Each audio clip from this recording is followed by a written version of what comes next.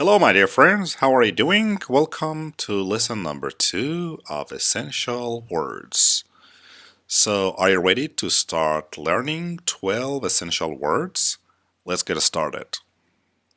Okay, we're gonna start with the first words of lesson number 2, and that's corpse. Corpse. What's the meaning of corpse? Corpse is a dead body, usually of a person. Corpse. So let me give you some examples and let's use this word in different examples. A. When given all the data on the corpse, the professor was able to solve the murder. The corpse was laid to rest in the vacant coffin. In the vacant coffin. An oath of revenge was sworn over the corpse by his relatives. So we can understand that corpse means a dead body. Usually we use it just for a person. The next word is conceal. Conceal. Conceal means hide. A very simple definition. To hide something. Conceal. Let me give you some examples. Tris couldn't conceal his love for Gloria. She couldn't hide her love, his love for Gloria. Count Dracula concealed the corpse in his castle. And the last example is, the money was so cleverly concealed that we were forced to abandon our search for it. As we learned the word abandon in the previous lesson, which means to leave something. To leave something without actually coming back. So conceal means to hide something, to cover something. The next word is dismal. Dismal. Can you guess the meaning of dismal? Just look at the picture. Dismal. So dismal means dark and depressing. Something that is dark and depressing. We can also use this word when you feel really bad, you feel dismal. Let me give you some examples. A. When the weather is so dismal, I sometimes stay in bed all day. So when the weather is so dark and depressing, dismal. B. I am unaccustomed to this dismal climate. Dismal climate. So unaccustomed, as we learned this word in the previous lesson, means not used to something. As you can see, we use these words in different other examples. We repeat the words in different lessons, in different examples, to make you understand them more, to make it more clear for you. C. As the dismal reports of the election came in, the senator's friends tactfully made no mention of them. Yes, and that's the last example.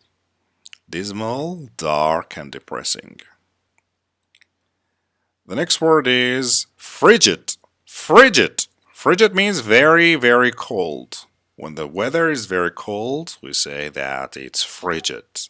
It's freezing. Let me give you some examples to make it more clear for you. It was a great hardship for the men to live through the frigid winter at Valley Forge. Yes, it was a great hardship. Do you know the meaning of hardship? We learned it in the previous lesson, in the first lesson. Hardship means difficulty. Exactly, difficulty. Example number B.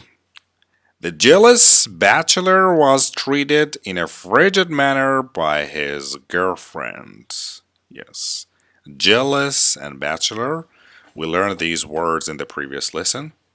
Jealous means wanting something that others actually have, and bachelor means a single or single old person who is not married. And the last example is, inside the butcher's freezer, the temperature was frigid. Yes, frigid means very, very cold. A very nice word, A very essential word.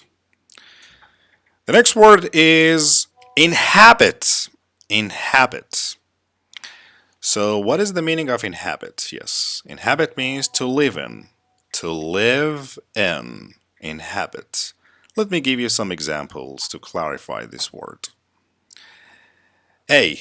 Eskimos inhabit the frigid part of Alaska. They live in the frigid, which means a very cold part of Alaska. So as you can see, inhabit here means to live in.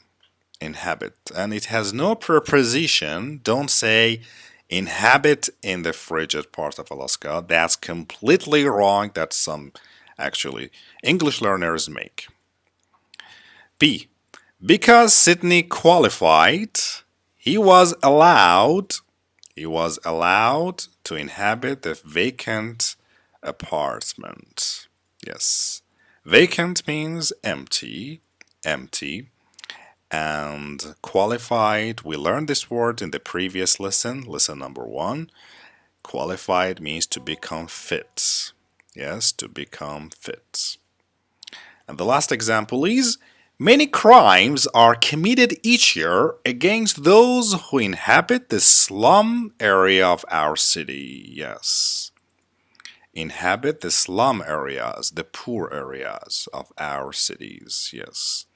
So inhabit means to live in. Nice word. The next word is numb. Numb. B is not pronounced. Numb. Which means without the power of feeling, and or we can say deadened. Deadened. So as you can see in the picture, this guy's hand is numb. It has no power of feeling. A. My fingers quickly became numb in the frigid room. In the cold room. Actually, in a very cold room. We studied and we learned this word in this lesson, I guess. And actually we learned it. We try to repeat these words in different examples in order to help you memorize them and to use them in different examples in different situations. B. A numb feeling came over Mr. Massey as he read the telegram. Exactly. A numb feeling came over him. And the last example, when the nurse stuck a pen in my numb leg, I felt nothing. I felt nothing. So numb means without the power of feeling and deadened. Very easy. The next word is peril. Peril, which means danger. Danger. So pay attention to the pronunciation. Peril. Peril. A. The hunter was abandoned by the natives when he described the peril that lay ahead of them. So the hunter was abandoned.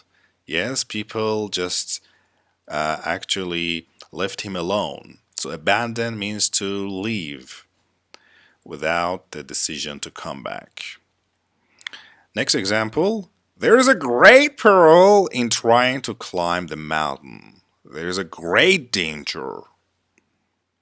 And the last example is, our library is filled with stories of perilous adventures. So guys, as you can see, perilous is an adjective of peril. So perilous and peril. Let's go and learn the next word. The next word is recline. Recline. As you can see in this picture, the woman has reclined on this chair. So recline means to lie down, stretch out, or lean back. We can give you here actually 3 synonyms. It's a good idea to learn other synonyms if you want to improve your English vocabularies. So recline means lie down, stretch out, lean back. A. Richard likes to recline in front of the television sets. He likes to recline. He likes to stretch out. After reclining on her right arm for an hour, Maxon found that it had become numb. It had become numb. As I told you, numb means without the power of feeling or didn't. My dog's greatest pleasure is to recline by the warm fireplace. Yes, that's perfect. I think every animal likes to recline by the warm fireplace. So recline means to lie down, stretch out, or lean back. So guys, let's learn the next word. The next word is shriek. Shriek means scream. When you're angry or shocked, sometimes you shriek, especially when you're afraid. Girls shriek when they are afraid, right? Let me give you some examples. The maid shrieked when she discovered the corpse, when she discovered the dead person. She shrieked. She shouted. With a loud shriek, Ronald fled from the room. Facing the peril of waterfall, the boatman let out a terrible shriek. He let out a terrible shriek. He just shouted. He screamed. Yes, as you can see, as I told you before, peril means means danger. Danger, peril. The next word is sinister. Sinister. Sinister. You can see the picture. This is a picture of sinister. And evil, wicked, dishonest, or frightening. Four great synonyms for sinister: evil, wicked, dishonest, and frightening. So let me actually give you some examples and use this word in different examples. Then a sinister plot to cheat the widow was uncovered by the police. When the bank guard spied the sinister-looking customer, he drew his gun.